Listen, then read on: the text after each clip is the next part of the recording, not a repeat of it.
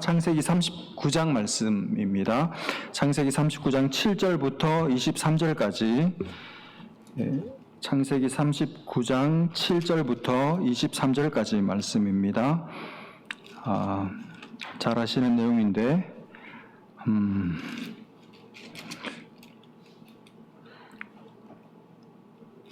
우리 21절부터 23절까지만 우선 같이 읽겠습니다. 창세기 39장 21절부터 23절까지 찾으셨으면 한 목소리로 21절부터 23절까지 세 절 말씀 같이 읽습니다. 시작.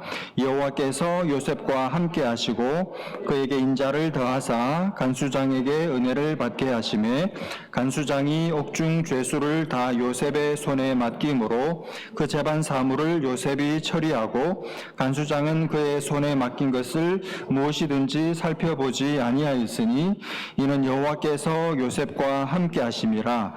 여호와께서 그를 범사에 형통하게 하셨더라. 아멘. 여러분, 지금 요셉은 애굽의 보디발이라는 애굽 경호실장 집에 종으로 팔려와 있습니다.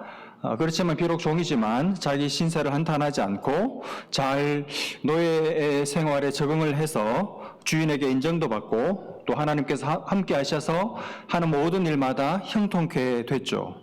그래서 보디발의 이 부관이 되더니 급기야는 이 보디발 집 전체의 살림을 청구하라는 총 매니저, 가정 총무의 자리까지 승격하게 되었습니다. 그러니까 말하자면 하나님께서 구덩이 체험 이후에 이제 인생의 밑바닥에서도 신세 한탄하지 않고 밑바닥을 잘 경험하는, 말하자면 하나님의 테스트였는데 그 테스트에 무난히 합격을 했죠. 그래서 오늘 본문에 보면 이 고난이라는 테스트보다 어떤 면에서 더 견뎌내기 어려운 무서운 시험을 맞이하게 됩니다. 그것은 유혹이라는, 특별히 성적인 유혹이라는 하나님의 테스트를 요셉이 이제 맞닥뜨리게 됩니다. 여러분, 지금 요셉은 나이가 이제 10대를 지나서 20대 한 중반쯤 되는 그런 나이예요. 남자분들, 여러분의 10대 후반, 20대 초중반 대부분 다 지나왔을 텐데 한마디로 어떤 때였습니까? 피가 끓는 나이죠. 육체적으로 가장 활발한 나이가 그때 아닙니까? 그런데다가 요셉은 용모가 아주 빼어나고 아름다웠다 그랬습니다. 그러니까 얼굴이 아주 미남입니다. 그런 남자가 이제 이 집안의 모든 살림을 총책임지는 가정 총무가 돼가지고 온 집안을 샅샅이 돌아다니면서 휘젓고 다니는 거예요.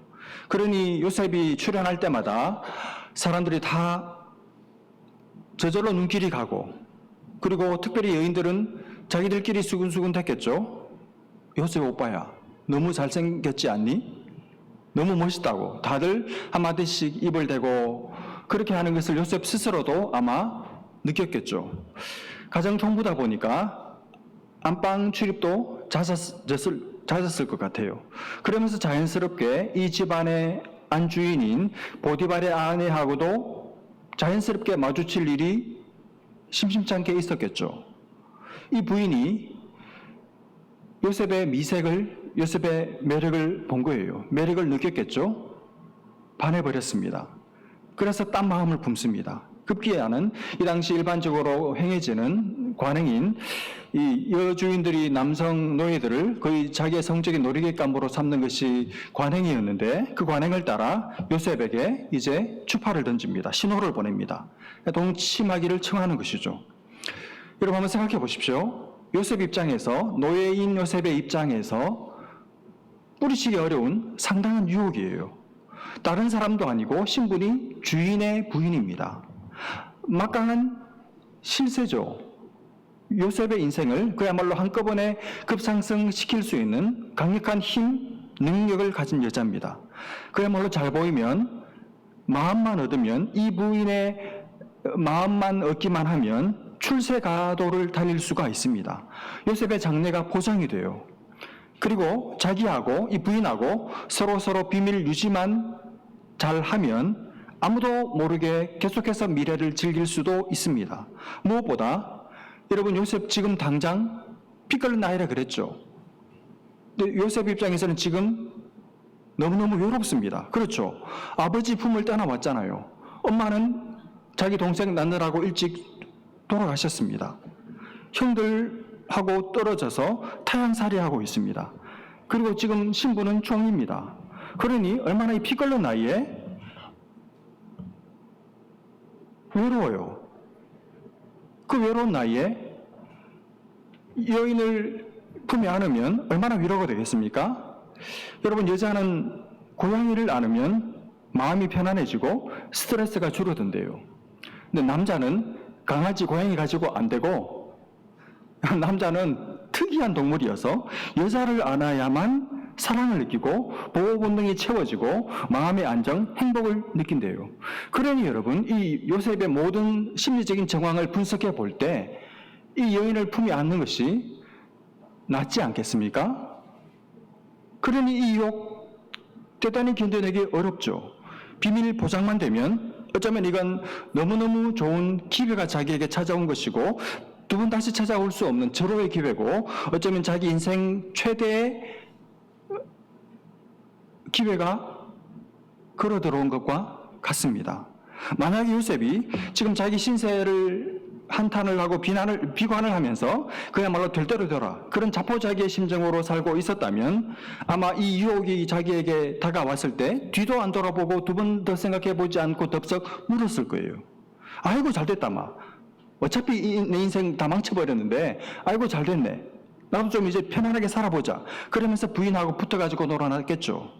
근데 요셉은 이 모든 정황에도 불구하고 그렇게 하지를 않았습니다. 어떻게 했습니까? 8절에 보시면 한마디로 거절했습니다. 거절. 뭐라고 하면서 거절했습니까? 8절, 9절 말씀을 한번 보시면 요셉이 거절하며 자기 주인의 아내에게 이렇게 말합니다. 내 주인이 집안의 모든 소유를 간섭하지 아니하고 다 내 손에 위탁하였으니 이 집에는 나보다 큰 이가 없으며 주인이 아무것도 내게 금하지 아니하였어도 금한 것은 당신뿐이니 당신은 그의 아내임이라. 그런즉 내가 어찌 이 큰 악을 행하여 하나님께 죄를 지으리까. 아주 적절하게 지혜롭게 잘 밀어내죠. 똑똑한 말로 부인을 잘 밀어냅니다. 거절의 의사를 단호하고도 분명하게 밝힙니다. 당신 남편과 하나님께 저는 죄를 지을 수 없습니다 하고 핵심적인 사실을 거론하면서 밀어냅니다. 다시 말하면 자기의 분명하고도 확고한 의지를 알아듣도록 밝힌 거예요. 태도를 분명히 한 것입니다. 사모님, 저희 좀 달긴 한데 한번 생각해 볼게요. 다음 주일까지 기도해보고 말씀드릴게요. 이렇게 하지를 않고 그 자리에서 딱 거절했습니다. 그 자리에서 거절했다. 무슨 말일까요? 평상시에 이 부분에 대해서 자기 입장을 가지고 있었다는 말입니다. 평소에 자기의 마음, 자기의 중심, 자기 태도, 자기 입장을 딱 정리하고 있었다는 말이죠. 평소에 생각을 잘 정리하고 있었고 자기 태도가 이 영역에 있어서 분명하게 서 있었다는 뜻입니다. 사람들이 성적인 유혹에 잘 넘어가는, 그냥 덥석 넘어가는 이유가 뭐냐 하면 태도가 분명하지 않아서 그래요. 평소에 태도를 분명하게, 입장을 분명히 가지고 있지 않기 때문에 그렇습니다. 그때 가서 보지 뭐. 그때 가서 한번 닥치면 생각해 보지. 그러면 늦어요. 여러분, 성적인 유혹은 삽시간에 활활 타올라서 내게 덮치는 불입니다. 불. 그 불을 내 코앞에서 만나면 내 감정이 소용돌이 쳐요. 잔잔하던 일상에 그야말로 불이, 파도가, 파문이 내게 엄습해서 덮치는 겁니다. 그걸 막을 수가 있습니까? 그걸 버텨서 뿌리칠 수가 있을까요? 내가 다 홀랑 다 타버려요. 그래서 평소에 지금 아직 유혹의 상황에 들어가지 않았을 바로 이때 나의 태도, 나의 입장을 분명히 가지고 있어야 그 유혹을 이길 수가 있습니다. 묻고 싶습니다. 여러분의 입장은 뭡니까? 여러분은 이 부분에 있어서, 성적인 유혹의 부분에 있어서 어떤 태도를 가지고 계십니까? 목사님, 저는 괜찮아요.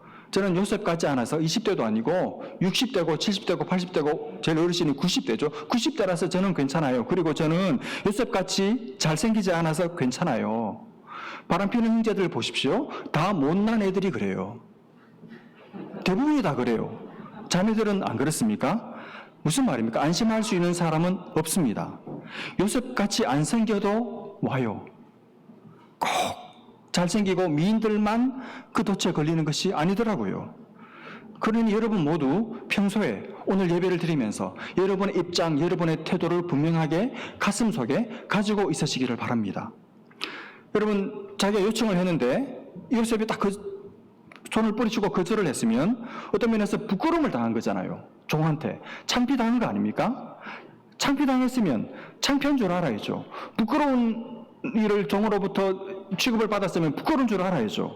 근데 이 귀부인은 부끄러운 줄도 몰라요. 계속 달려들어요.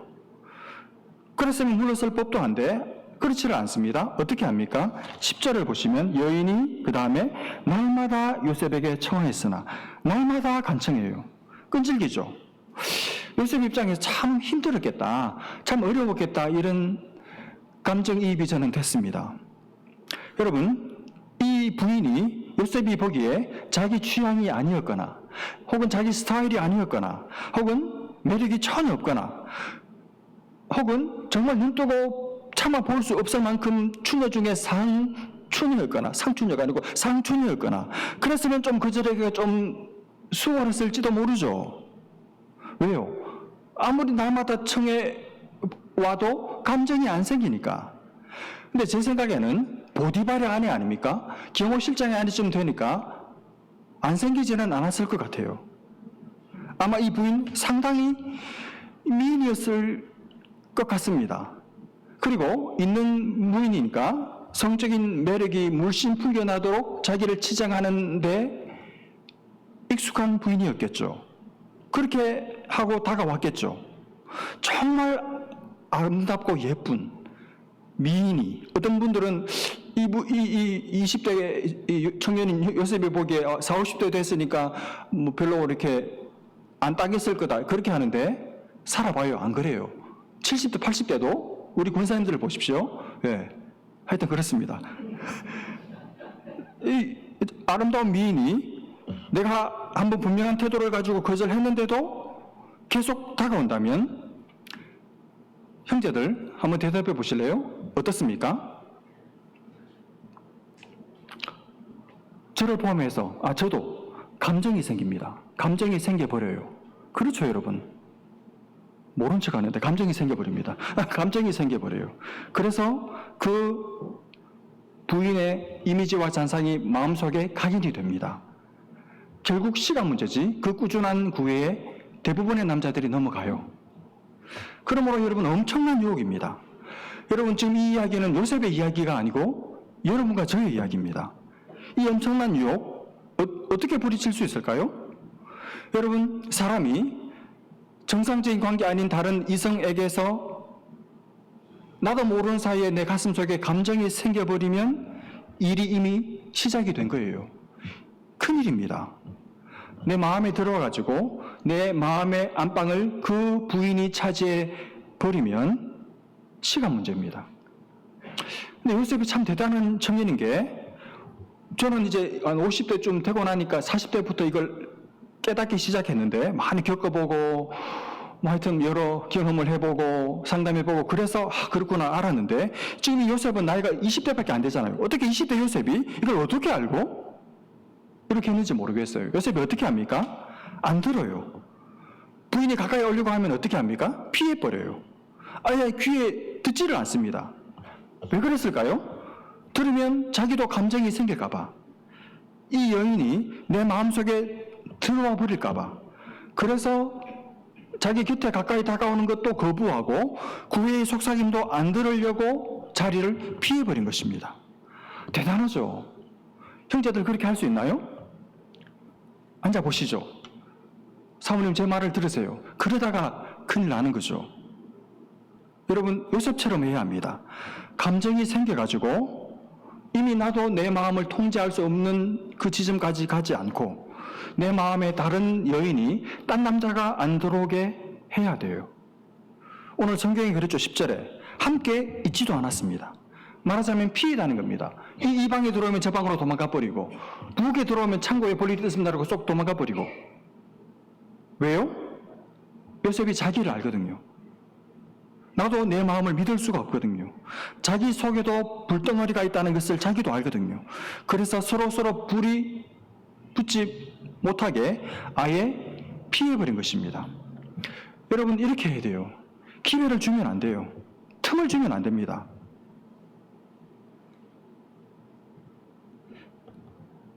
여러분, 자기를 믿지 마십시오. 나는 괜찮아. 나는 이성적이고, 나는 하나님의 종이고, 나는 늘 말씀 보고 기도하고, 하나님과 가깝고, 나는 냉철하기 때문에 나는 괜찮아. 나는 그런 유혹에 안 넘어가. 여러분, 그런 소리 하지 마십시오. 제 주변에 넘어지는 사람 지금까지 살아오면서 수도 없이 봤습니다. 다른 분들도 아니고 목사님들. 같이 살겠고, 이름만 되면 다 아는. 그분의 책을 통해서 신학을 배우고 신앙을 배운 수많은 신앙의 선배들, 목회자들. 사람이 너무 인격적으로 출중하고 신앙 좋고 정말 하나님의 손에 귀한 분들 넘어지는 것 수도 없이 많이 봤어요. 여러분, 안 만나는 게 상책입니다. 안 보는 게 상책이에요. 피하는 게 상책입니다. 찬바람 난다는 소리, 사랑 없다는 소리를 들어도 그렇게 해서 자기와 자기 배우자와 내 가정과 내 교회를 지키는 사람이 진짜 사람들을 사랑하는 사람이에요. 여러분, 피하셔야 됩니다. 성적인 유혹은 맞서 싸우는 게 아니고 피하는 거예요. 목사님, 우리가 하나님의 의의 군대가 돼가지고 싸워서 이겨야지 비겁하게 피해서 해야 되겠습니까? 묻고 싶어요. 네가 장군이냐? 그리고 여러분, 하나님이 성경에서 성적인 죄와 싸워서 이기라고 말씀하신 적이 단 한 번도 없습니다. 너는 육체의 정욕을 그다음 뭡니까? 피하고 다시 말하면 도망가고 그런 자리를, 그런 환경을 안 만들어야 돼요. 피해야 합니다. 단둘이 있는 자리를 피해야 됩니다. 단둘이 만나는 걸 피해야 돼요. 특히 밤에 만나지 마세요. 단둘이 밤에 차 안에 있지 마십시오. 그런 환경을 만들면 안 돼요. 반드시 유혹을 받습니다. 안 그럴 사람은 없습니다. 내가 존경하는 어떤 목사님, 그것도 안 돼요. 목사는 남자 아닙니까? 안 돼요. 절대로 안 돼요. 안 그럴 사람은 아무도 없어요. 저도 자신 없어요. 그 싸이 환경을 만들지를 않습니다. 왜 쓸데없이 둘이 만나요? 이런 이야기 하려면 끝도 없는데 갈 길이 뭡니다? 요셉 피했습니다. 듣지도 않았습니다. 같이 있지도 않았어요. 잘한 일이죠. 여러분, 요셉이 이 정도 했으면 얘는 아닌가 보다. 눈치가 있으면 피해야 되는데, 이제 그만둬야 되는데 오기가 생겼는지 포기를 안 해요. 무서운 여자죠. 근데 이 무서운 여자에게 드디어 절호의 찬사가 왔습니다. 11절을 보시면, 그러할 때 요셉이 그 일을 하러 그 집에 들어갔더니 그 집 사람들은 하나도 거기에 없었더라. 집안 사람들이 그날 따라 이상하게 아무도 없는 거예요. 아마 단체 단합 대회가 있었나 봐요. 너무 좋은 기회죠. 이제 아무도 없겠다. 근데 이상하게 요셉은 왜 안 데리고 갔나 몰라요. 총지배인이니까 네가 뭐 집안을 지키고 있어라 그랬는지 모르죠. 요셉하고 자기하고 단둘이 있다는 것을 확인한 이 무서운 여자가 흥분했겠죠. 그래서 어떻게 합니까? 이건 거의 필살기에 가까운데 옷을 잡아요. 바로 코앞까지 다가왔습니다. 몸을 밀치고 덤비고 달려듭니다. 그래서 코앞에 콧김을 발사하면서 나와 동침하자. 오늘 참 설교가 굉장히 좀 그런데 어쨌거나 이렇게 호소를 합니다. 요셉 입장에서 어떤 장면이죠? 숨 막히는 장면입니다. 가슴이 벌렁벌렁대는 장면이죠. 첫 경험이잖아요. 여러분, 아무리 거절을 하고 같이 있지도 않으려고 했던 요셉이지만 딱 자기 옷을 잡고 주변에 아무도 없고 몸으로 밀고 덮치고 들어왔을 때 그때 그 유혹은 정말 뿌리치기 어려웠을 거예요. 아찔했을 것 같습니다. 이건 정말 견디기 어려운 유혹이죠. 그때 요셉이 어떻게 합니까? 자기 옷을 버려두고, 왜냐하면 자기 속에 불이 지금 타오르고 있다는 것을 직감한 거예요. 이대로 있다가는 안 되겠다. 그리고 자기 옷을 버리고 몸만 빠져나와가지고 밖으로 도망 나가버렸습니다. 정말 위대한 청년이죠. 어떻게 이럴 수가 있었을까요? 이제 이 여인, 요셉은 못 얻고 요셉이 남겨놓고 간 옷만 손에 쥐고 부르르 떨고 있습니다. 분해서 괘씸하고 원통하고 분통 터지고 그리고 수치심에 부르르 떨면서 손에 그 옷을 쥐고 있습니다. 여러분, 얼마나 이 부인 처량합니까?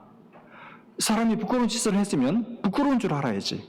그러면 그 정도 됐으면 야, 내가 제정신이 아니었나 보다, 내가 미쳤었나 보다 하고 조용히 이 문제를 그냥 덮으면 될 것 같은데, 또 희한하게 또 언제 또 금방 일찍 맞췄는지 다 들어왔어요. 다 들어와가지고 다 들어온 온 집안 사람들을 다 불러가지고 막 소리를 지르면서 피해자 코스프레를 합니다.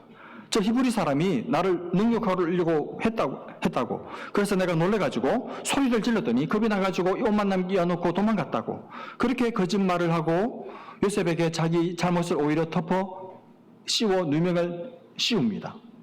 그리고 남편 돌아오기를 기다렸다가 돌아오자 남편한테 똑같은 말로 이제 일러 바치는 거예요. 말하자면 같은 말로 요셉을 모함한 것이죠. 보디발의 반응이 어떻습니까? 당연히 불같이 화를 내죠. 아니, 자기 아내를 욕벌리고 한 종을 가만히 두겠습니까? 그러면 정상적인 남편이라면 어떻게 하는 것이 옳을까요? 자기 아내를 욕보려고 했던 종이니까 당장 그 자리에서 직결 처분을 해야죠. 당장 죽여도 할 말 없습니다. 누구도 잘못했다고 말할 사람이 없죠. 아내 말을 믿었다면. 근데 이상하게 그렇게 하지를 않아요. 요셉을 어떻게 합니까? 감옥에 가둬요.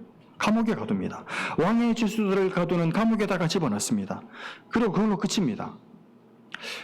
이상하지 않습니까? 왜 이렇게 했을까요? 보디발 아내의 말을 마음으로는 안 믿은 거예요. 말하자면 쇼를 한 겁니다. 화내는 쇼를 한 겁니다. 다시 말하면 평소에 자기 아내의 소행을 알고 있었던 거예요. 이건 아내의 자작극이다. 내지는 잘못은 아내 쪽에서 했을 것이다. 그런 마음의 심증을 가지고 있었던 것이죠. 그렇다고 해서 아내를 처벌할 수는 없지 않습니까? 그건 그건 자기 얼굴에 침 뱉는 꼴이니까. 그러니 그렇다고 해서 이 문제를 자기 아내가 소리를 질러가지고 온 집안 사람들이 다 알고 있고 시간 문제지 조금만 지나면 온 동네 왕궁에까지 이 소식이 들어갈 판이에요. 그러니 그냥 없었던 일로 덮어버릴 수도 없습니다. 그러니 결국 이 문제를 어떻게 해결할 수 있을까요? 결국 희생양이 필요하게 된 거예요. 희생양이. 그렇게 해서 뽑힌 사람이 바로 요셉입니다. 그래서 요셉을 감옥에 가둬버린 거예요. 한마디 변명할 기회조차 주지 않고. 여러분, 이 사람을 죄인이라고 낙인 찍어가지고 감옥에 가두려면 이 사람이 변호할 기회는 줘야 되잖아요. 어떻게 된 것인지 물어봐야 되고 변명할 기회는 줘야 되잖아요. 그런데 의도적으로 보디발은 요셉에게 말할 기회를 주지를 않습니다. 왜 그랬을까요? 요셉이 사실대로 이야기해버리면 문제가 더 복잡해지니까. 그래서 그냥 덮어버리고 네가 다 뒤집어 쓰고 네가 희생양이 되어서 누명을 뒤집어 쓰고 그냥 감옥에 들어가는 것으로 조용히 끝맺음을 하자. 이렇게 덮어버린 것이죠. 요셉이 감옥에 들어갔습니다. 제목이 뭡니까? 강간미수범. 얼마나 치욕적이에요. 여러분, 요셉의 심정이 어땠을까요? 그동안 구덩이 체험도 하고 종으로 팔려도 가고 노예 생활도 했기 때문에 이제 이게 몸에 익어가지고 이 정도는 뭐 괜찮게 넘어갈 수 있을까요? 그렇지가 않습니다. 사실 요셉의 입장에서 생각해보면 주인 보디발에게 자기를 지금까지 믿어주고 신뢰해줬던 이 보디발한테 말하자면 팽당한 거잖아요. 배신을 당한 거잖아요. 자기 아내를 살리겠다고 자기를 말하자면 희생양 삼아서 자기를 누명을 뒤집어 씌워서 버려버린 거잖아요. 그렇게 자기를 믿었던 주인 보디발이 자기를 배신한 거예요. 그러니 배신감에 얼마나 억울하고 얼마나 분하고 얼마나 분통 터지고 얼마나 섭섭하고 서운하고 그리고 이 주인 보디발에 대해서 원망스러웠겠습니까? 말 한마디 변명할 기회조차 주지 않고 자기를 그냥 갑방에 집어넣어버린 이 보디발, 얼마나 원망스럽겠어요. 또 한 번 경험하는 인간에 대한 배신감이죠. 동시에 여러분, 하나님도 원망스럽지 않겠습니까? 하나님, 아니 이게 뭡니까? 하나님 도대체 뭐 하시는 겁니까? 하나님 도대체 이게 뭡니까 이게? 믿음으로 살려고 애를 썼는데 그 안주인의 성적인 유혹에도 제가 하나님을 두려워하고 하나님을 경외함으로 참고 견디고 유혹을 뿌리쳤는데 그러면 보상은 고사하고 고작 내게 돌아온 결과가 결국 이 감방입니까? 하나님 도대체 뭐 하시는 겁니까? 하나님 도대체 살아계시기는 한 겁니까? 이런 마음이 안 들겠어요? 여러분, 요셉 같으면 죄수가 돼가지고 감방에 앉아가지고 자기 신세를 쳐다보니까 모든 게 안 믿어지고 다 싫고 다 믿고 사람들이 다 원망스럽고, 여러분 이쯤 됐을 때 요셉의 마음속에 어떤 생각이 들겠습니까? 이제는 끝이다. 더 이상 못하겠다. 이제는 더 이상 소망이 없다. 그래서 아마 자기를 놓고 싶어지지 않았을까요? 모든 걸 다 내려놓고 포기하고 싶은 심정이 되었을 것 같아요. 이게 뭡니까? 도대체 뭐 하시는 겁니까? 저 이제 더 이상 못하겠습니다. 저를 놓겠습니다. 포기하겠습니다. 그런 심정이 들지 않겠습니까? 오늘 본문을 유심히 보면 요셉의 마음 속에 그런 마음이 틀림없이 들었던 것 같아요. 제가 왜 그렇게 추론하는가 하면, 그래서 요셉을 묘사하면서 요셉에 대해서 그 전에 한 번도 언급되지 않은 표현이 오늘 본문에 등장합니다. 이걸 보면 지금 요셉의 마음이, 요셉의 감정 상태가, 요셉의 감정 이 게이지가 대단히 위험하다, 대단히 위태롭다, 대단히 위태위태하다, 이러다가 요셉이 아마 끝날 것 같다, 그런 게 느껴져요. 하마터면 요셉이 정말 자기를 그냥 놓고 쓰러지고 무너질 것 같은 그 정도의 심각한 상태에 지금 떨어진 겁니다. 뭘 보고 제가 그렇게 이야기하느냐 하면 21절 때문입니다. 21절을 한번 보시겠습니까? 여호와께서 요셉과 함께 하시고, 여러분 여호와께서 요셉과 함께 하시고, 이 표현은 앞에도 나왔었죠. 그런데 오늘 한 가지 더 추가되는 표현이 나와요. 그에게 인자를 더하사, 그에게 인자를 더하사, 이겁니다. 지금까지는 여호와께서 요셉과 함께 하셨습니다. 이렇게만 나왔죠. 근데 감옥에 강간미수범으로 잡혀 들어가고 나서 하나가 더 추가가 돼요. 뭡니까? 그에게 인자를 더하사, 바로 이것입니다. 요셉이 이제 끝났다고 거의 마음 먹었을 때, 그의 한계 지점에서, 그의 끝 지점에서 이제 손 놓고 이 모든 걸 포기하려고 할 바로 그때, 마음속에 서운함, 섭섭함, 억울함, 원망이 가득 차 올라올 바로 그때, 요셉이 위태위태할 바로 그때, 그대로 놔두면 정말 요셉 어떤 일을 저지를지 몰라요. 끝나는 겁니다. 하나님의 꿈이고 뭐고 다 끝나는 겁니다. 그야말로 물거품 되고 마는 겁니다. 그런데 바로 그때 하나님은 요셉에게 인자를 더하셨어요. 그 더하신 인자로 인해서 요셉은 마음속에 있던 그 원망을 물리칠 수가 있었고, 그래서 다시 마음의 힘을 얻을 수가 있었고, 그래서 다시 일어설 수 있었고, 그래서 감옥 안에서도 간수장의 은혜를 입게 하시고, 그래서 감옥 안에서도 모든 맡은 일들을 능력 있게 잘 감당해서 인정받는 사람이 될 수 있었습니다. 그러니까 요셉은 끝이라고 생각했는데 끝이 아니었던 것이죠. 하나님께서 인자를 더하시니까 다시 시작되었고, 다시 꿈이 진행이 되었고, 또 일어설 수 있었던 겁니다. 여러분, 내가 끝났다고 한다고 해서 끝난 게 아니죠. 하나님이 끝내야 끝나는 거예요. 내가 끝났다고 생각한다고 해서 끝난 게 아닙니다. 내가 한계 지점이라고 생각하는 그 자리에, 내가 끝이라고 생각하는 지점에서 하나님은 더하십니다. 인자를 더하세요. 그러면 그 지점이, 그 끝이라고 생각했던 그 지점이 끝이 아니고 다시 시작하는 시작점이 되고, 그 지점에서 다시 시작하고 다시 일어설 수 있는 줄로 믿습니다. 그렇다면 더하신 인자가 뭘까요? 인자? 여러분 잘 아시는 히브리어로 헤세드라는 말이죠. 헤세드. 헤세드가 뭡니까? 끝없는 사랑, 끝까지 책임지는 사랑이죠. 그게 인자예요. 여러분, 사람은 인자가 없습니다. 인자한 사람은 못합니다. 사람에게는 인자가 없어요.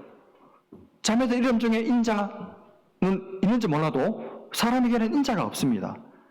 사람은 끝까지 사랑할 능력도 그럴 마음도 없어요. 오늘 보디발이 그렇잖아요. 끝까지 책임져 줄 줄 알았죠. 근데 그러지 못했잖아요. 자기 아내를 위해서 자기를 버렸잖아요.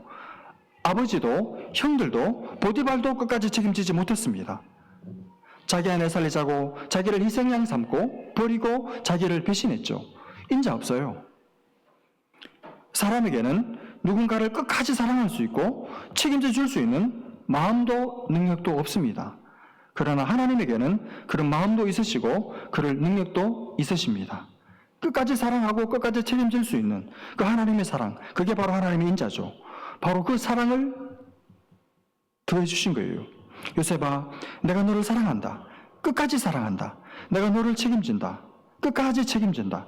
다른 사람들은 다 너를 배신하고 너를 외면해도 심지어는 너 자신조차도 네가 실망스럽고 자신 없고 너 자신을 포기하고 싶어도 나는 너를 사랑한다. 너를 포기하지 않는다. 나는 너를 책임질 수 있어. 끝까지 너를 사랑할 거야. 끝까지 너를 변함없이 처음 너를 부른 그때와 똑같이 아무런 변화 없이 아무런 차이 없이 너를 사랑할 거야. 그 사랑이 요셉의 마음을 치유한 것이죠. 여러분, 우리에게 더해주시는 사랑도 바로 이 인자입니다. 여러분 한번 생각해 보면 우리도 내 한계를, 내 바닥을, 내 끝을 봤을 때가 있잖아요. 한두 번이었습니까? 내 인격의 끝, 내 성품의 바닥, 내 믿음의 바닥, 내 인내의 바닥을 드러냈을 때가 한두 번이었습니까? 마음속에 사람에 대한 실망감, 사람에게서 받은 상처, 서운함, 억울함, 나아가서 하나님에 대한 원망으로 야 이제 더는 못하겠다. 이제는 끝내고 싶다. 더는 못 견디겠다. 나 이제 끝낼래.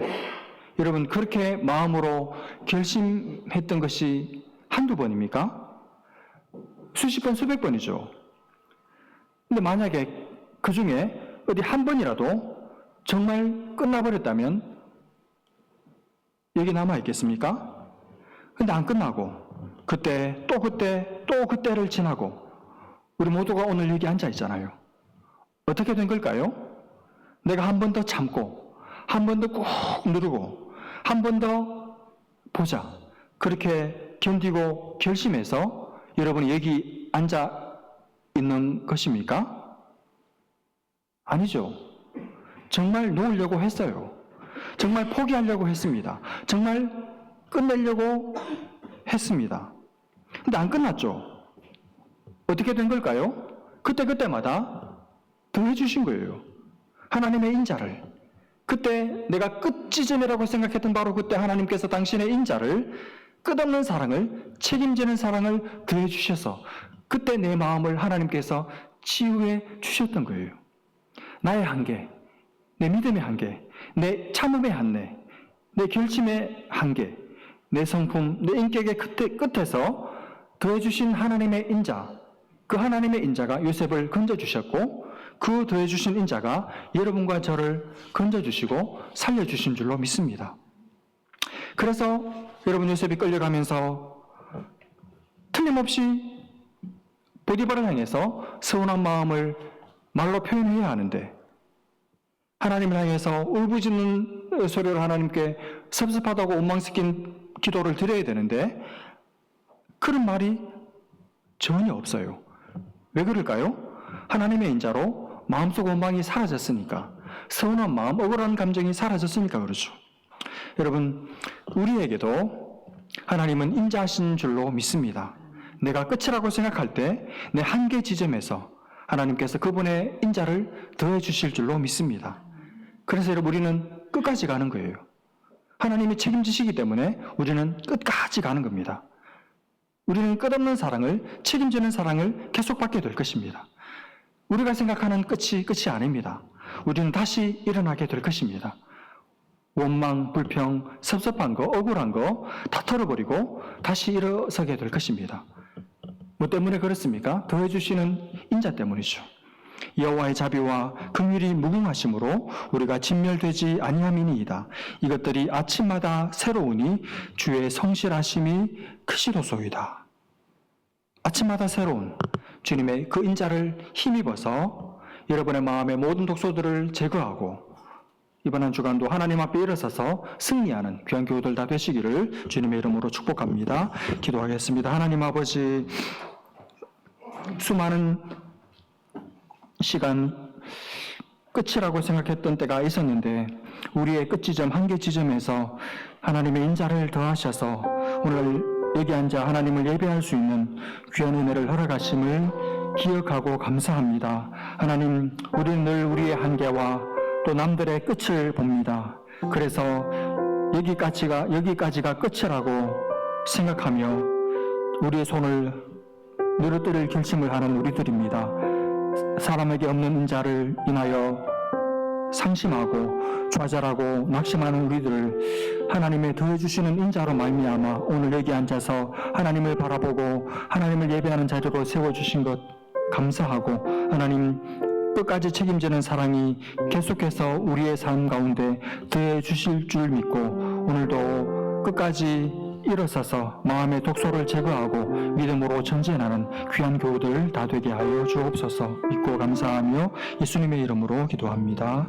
아멘.